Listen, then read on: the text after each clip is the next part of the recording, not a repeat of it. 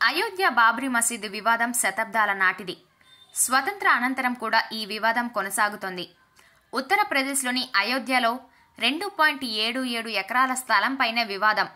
అదే రాముడు పుట్టిన స్థలం, మసీదు నిర్మించిన స్థలం. 16వ సెంచరీలో అక్కడ ఉన్న రాముడి ఆలయాన్ని కూల్చివేసి మసీదును నిర్మించారు. దీంతో వివాదం ప్రారంభమైంది. 1528లో ఆలయాన్ని కూల్చి మసీదును నిర్మించారు. ఆ తర్వాత 1949లో హిందువులు అందులో రాముడు సీతాదేవుల విగ్రహాలను ఉంచారు. మొఘలులు బ్రిటిష్ వారి హయాంలోనూ ఈ వివాదం కొనసాగింది. ఇప్పటికీ కొనసాగుతుంది. రాముడి జన్మభూమిలోని ఆలయాన్ని కూల్చేసి మసీదును నిర్మించారనే ఆగ్రహంతో 1992లో కరసేవకులు బాబ్రీ మసీదును కూల్చేశారు. దీంతో ఇది మరింతగా చర్చనీయాంశమైంది. 1949 డిసెంబర్లో మసీదులో రాముడు సీతాదేవుల విగ్రహాలు కనిపించాయి. నాటి ప్రధాని జవహర్లాల్ నెహ్రూ నాటి యూపీ సీఎంతో మాట్లాడారు. దీనిపై మాట్లాడాలని, అలాగే విగ్రహాలు మసీదు నుంచి తొలగించాలని చెప్పారు. అయితే దీనిపై హిందువులు ఆగ్రహం వ్యక్తం చేశారు. విగ్రహాలు తొలగించేందుకు నిరాకరించారు. దీంతో అప్పుడు మసీదు గేట్లు మూసుకున్నాయి.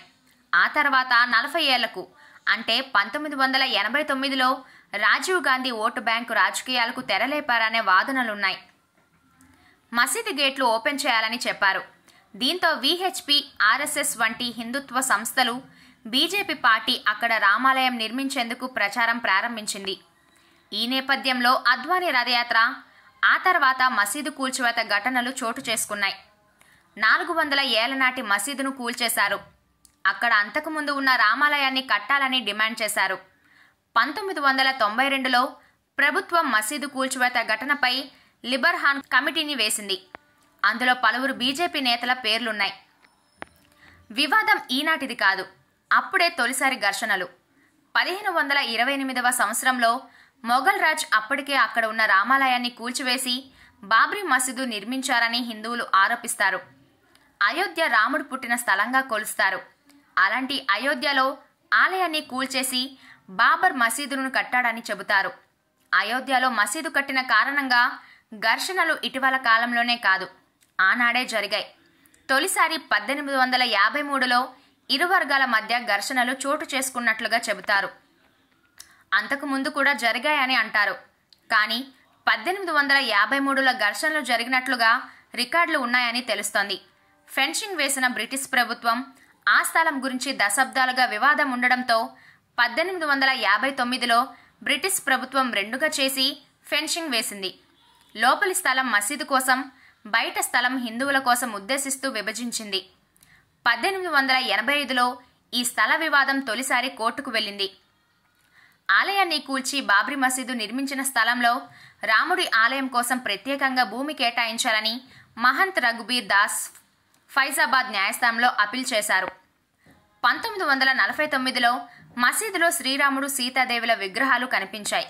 ఈ విషయమై ఇరు వర్గాల మధ్య రగడ చోటు చేసుకుంది. ఇరు వర్గాలు సివిల్ సూట్ను ఫైల్ చేశాయి. వివాదం ఉండడంతో ప్రభుత్వం ఈ స్థలం గేటుకు తాళాలు వేసింది.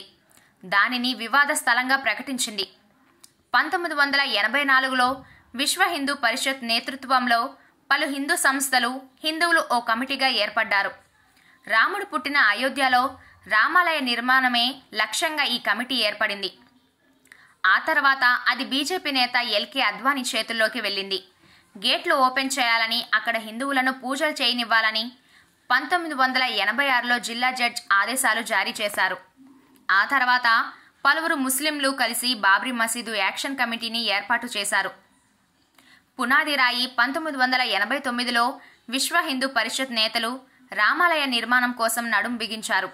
మసీదు పక్కన ఉన్న ఖాళీ స్థలంలో రామాలయం కోసం పునాది రాయి వేశారు. 1990లో నాటి ప్రధాని చంద్రశేఖర్ చర్చల ద్వారా సమస్య పరిష్కారానికి ప్రయత్నించారు.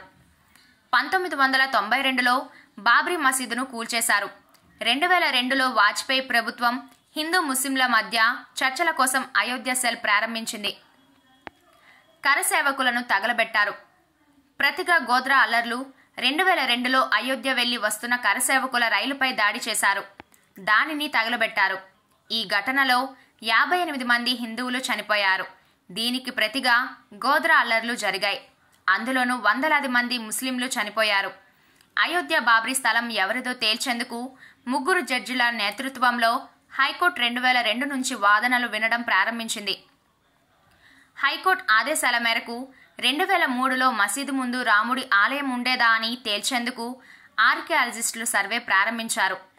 మసీదు అడుగున ఆలయం ఆనవాలు 2003 ఆగస్టు నాటికి ఆర్కియాలజిస్ట్ సర్వేలో మసీదు కింద రాముడి ఆలయం ఆనవాలు లభించాయి. మరోవైపు బాబ్రీ మసీదు కూల్చివేత ఘటనలో 7 నేతలపై విచారణ ప్రారంభమైంది. ఆ తర్వాత ఏడాదికి మసీదు కూల్చివేత ఘటనలో అద్వానీ పాత్రపై సమీక్షించవలసి ఉంటుందని కోర్టు చెప్పింది. 2005 జూలైలో ఇస్లామిక్ మిలిటెంట్లు వివాదాస్పద భూభాగంపై దాడి చేశారు. ఈ ఘటనలో సెక్యూరిటీ ఫోర్స్ 5 హతమార్చింది.